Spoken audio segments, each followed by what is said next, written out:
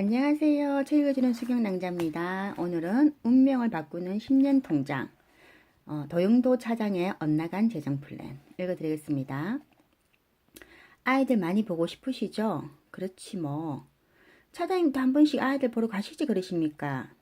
거기까지 가는 비용이면 한 달 생활비가 날아가잖나. 생활비도 넉넉하게 못 주는데 내가 참아야지.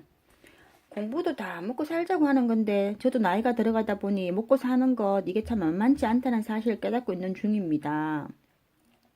자네도 마흔을 바라보는 나이가 되더니 많이 의기소침해진 것 같군. 내 아까림도 제대로 못하는 내가 자네에게 이를 말할 자격은 없지만 차장님은 무슨 그런 말씀을. 어제 공국장님 은퇴식에서 많이 속상하셨죠? 속상하기는 다 자업자득이지.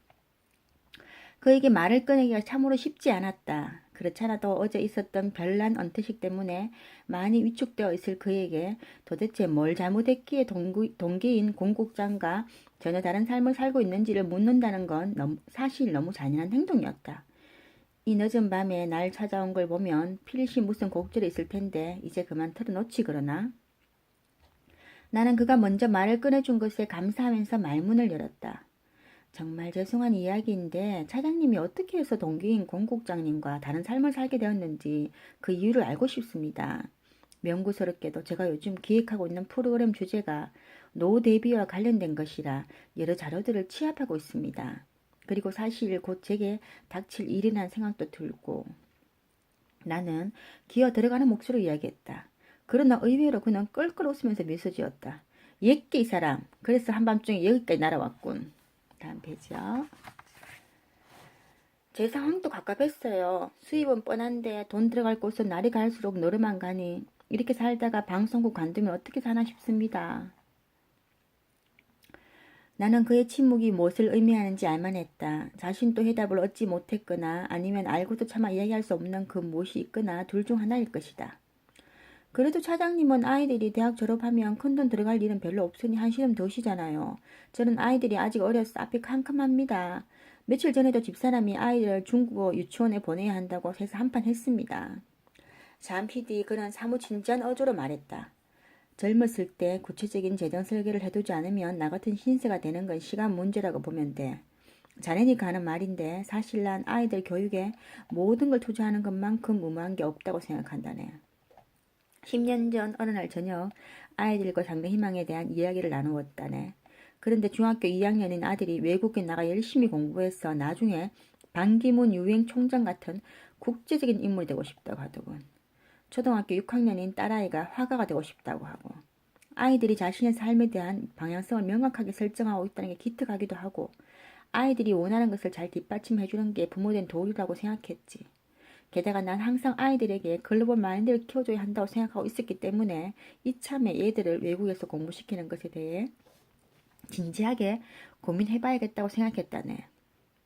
아마 저 같아도 그렇게 생각했을 것 같은데요. 게다가 당시에는 애들을 외국에 보내지 않으면 부모 노릇을 제대로 못한다는 인식이 만연했잖아요. 그래도 엄청난 유학 비용에 대한 걱정 때문에 쉽사리 결정을 내릴 수 없었다네. 그런데 아니가 나보다 더 적극적이었어. 요즘 같은 글로벌 시대엔 공부를 어지간히 해서는 살아남기가 쉽지 않다. 우리 아이들은 착하고 똑똑하니 외국에 나가서 잘할 수 있을 거다. 얘들이 성공해야 나중에 우리 노후도 편한 것 아니냐며 며칠 동안 내 얼굴만 보면 유학 탈행이었지. 그리고 투자용으로 사둔 재개발 지역의 빌라가 곧 오를 테니 그걸 팔면 재정적으로 아무런 문제가 없다며 유학 비용은 우선 은퇴할 때 쓴다고 모아둔 적금과 연금, 보험을 해약해서 충당하면 된다고 날 설득했지. 그래서 결국 차장님이 지셨군요. 그때 좀 더 강력하게 반대를 했어야 했는데. 도영도 차장의 아내는 미래에 필요한 돈에 대해 생각하고 계획하는 타입이 아니었다. 가정의 모든 재정적인 결정도 도 차장의 목이 없다. 도영도 차장은 44세 때 아파트를 장만하고 1년 뒤인 2009년에는 살고 있던 아파트를 담보로 대출을 받아 뉴타운 지역에 투자용 빌라를 한 채 구입했다. 금융자산도 어느 정도 있었다. 그래서 도영도 차장의 아내는 당시 자신들의 경제 상황에서 볼 때 애들 유학 보내는 게 결코 허용이 아니라고 생각했다. 도영도 차장의 말에 따르면 당시에는 실제 자신의 재산이 얼마인지 제대로 따져보지도 않는 채 눈에 보이는 재산이 온전히 자기 것이라는 착각에 빠져 있었다고 한다. 사실 경제관념이 희박한 사람은 아파트 한 채에 빌라 한 채, 적지 않은 금융자산까지 있으면 남부럽지 않은 삶을 살고 있다는 허상을 갖기 쉽다. 원래 경제나 돈에 대해 무지한 사람들은 늘 눈에 보이는 재산만 보기 마련이다. 그래도 당시 도차장의 재산 상태는 그다지 나쁜 편이 아니었다. 2012년 애들과 부인을 캐나다로 보내기 전 도영도 차장의 재산 상태는 다음과 같다. 아파트 4억 5천만 원, 주택담보 대출 2억 2천만 원, 뉴타운 빌라 2억 원, 전세금 1억 원, 금융자산, 적금, 연금, 보험 합해서 5천만 원. 7억 원 가운데 부채가 3억 2천만 원이 거의 재산은 3억 8천만 원이다. 당시 그는 이런 생각을 했다고 고백했다. 목돈을 은행에 넣어도 봤자 은행 이자율이 물가 상승률도 따라가지 못하는 상황이고 뉴타운 지역에 사둔 빌라가 곧 오르면 유학 비용은 충분할 거야. 몇 년간 부동산 시장이 침체이긴 하지만 정부의 부동산 대책 발표도 있었고 알만한 사람들은 모두 부동산 시장을 긍정적으로 보고 있잖아. 당장은 아니어도 재개발에 들어가기만 하면 1년 내에 제법 큰 돈이 될 거야. 이렇게 해서 도영도 차장은 아이들을 위한다는 마음에 애들이 성공해야 나중에 우리가 편하다는 아내의 끈질긴 설득에 재개발 지역에 사둔 빌라가 오를 거라는 막연한 기대감 때문에 유학이라는 용단을 내렸던 것이다. 결국 도영도 차장의 부인과 아이들은 10년 유학이라는 거창한 계획으로 캐나다행 비행기에 올랐다. 그리고 그는 기러기 아빠의 신세가 어떠한지, 앞으로 10년 뒤 자신의 미래가 어떻게 바뀔지 전혀 예상하지 못했다. 오늘은 여기까지입니다. 사실 남편과 아내가 있잖아요. 근데 남편이 목소리 큰 것 같죠. 근데 사실 아내가 집에 들어온 남편에게 늘 쫑알쫑알쫑알 계속 뭐 해달라 쪼르면 사실 남자들이 사실 좀 마음이 약해요. 그리고 어리석다 하면 남편도 싫어하시겠죠. 근데 사실 남편이 좀 어리석은 것 같아요. 결국은 지거든요. 그 남자들이 겉으로 보기에는 막 용기 있어 보이고 막 커 보이잖아요. 근데 남자들이 보면은 이렇게 뒷모습이나 보면은 잠잘 때 모습이나 이렇게 좀 의기소침해 있을 때 보면은 사실 한없이 작은 사람들이 남자인 것 같더라고요. 사실 여자분들은 용감하고 막 잘 저지르거든요. 근데 남자들은 의외로 여자들보다 더 세심할 때가 많은 것 같아요. 결국 도영도 차장도 와이프는 졌잖아요. 그죠? 저도 사실 도영도 차장 부인과 똑같은 사람입니다. 우리도 남편은 유학 보내는 싫어했거든요. 근데 제가 막 웃겨갖고 결국은 이제 보냈죠. 그 뒤딜은 생각도 안 하고 맞죠? 사실 이게 나무에 같진 않아요.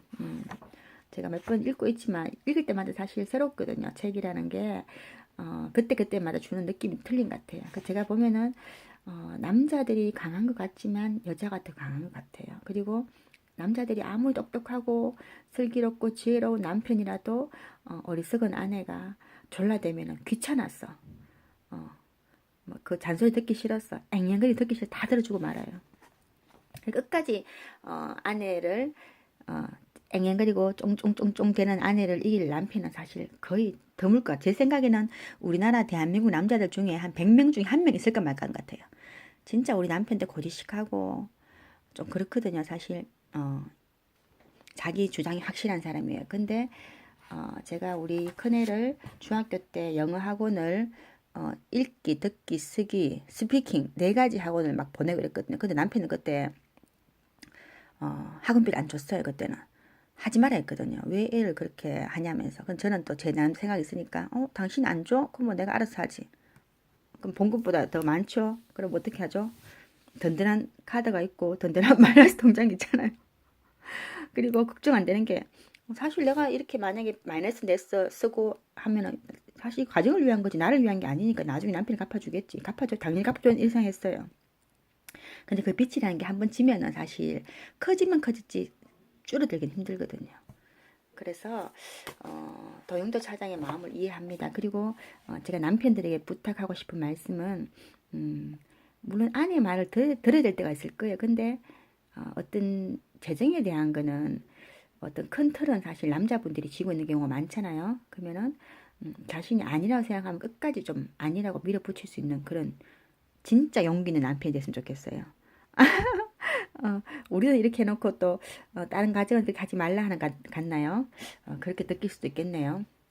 근데 저도 지금 생각하면은 물론 유학 보냈다는 게 나쁘다는 건 아니지만 사실 돈이 많이 들고 부대 비용이 많이 들더라고요.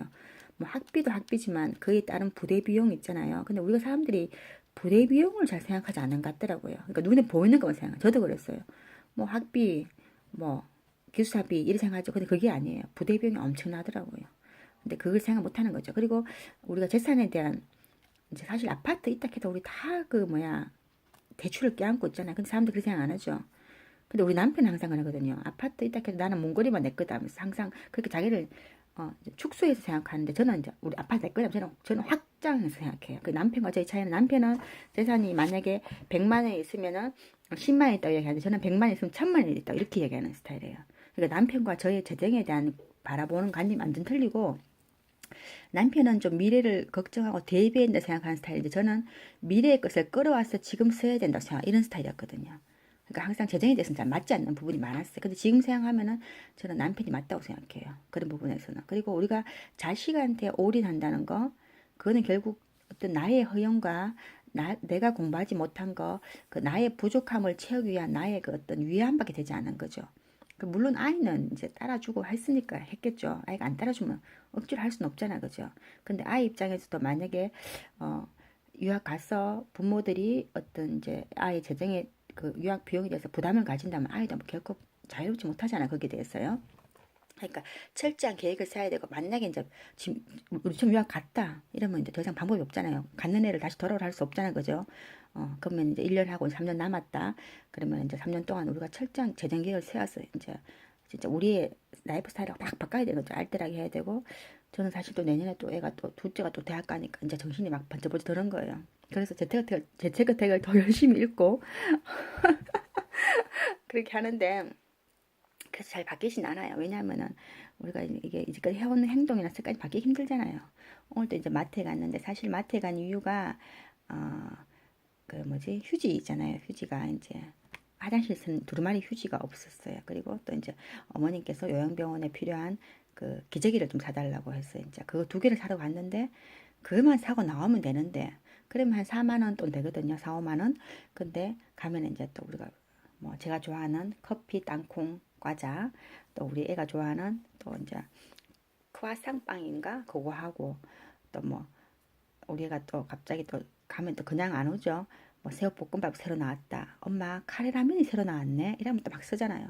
그래서 제가 오늘은 마트 갈 때 제가 이제 카드 안 쓰니까 이제 지난달 봉급 때 그 떼놨는 생활비하고 보니까 아직 그 현찰 남는 게 있더라고요. 그거 이제 제가 한 10만 원 넣어도 사는데 막상 가보니까 8만 원밖에 없더라고요. 그런데 비용이 8만 9천이 나왔더라고요. 옛날 같으면 뭐 카드 썼겠죠. 이제 카드 이제 안 쓰잖아요.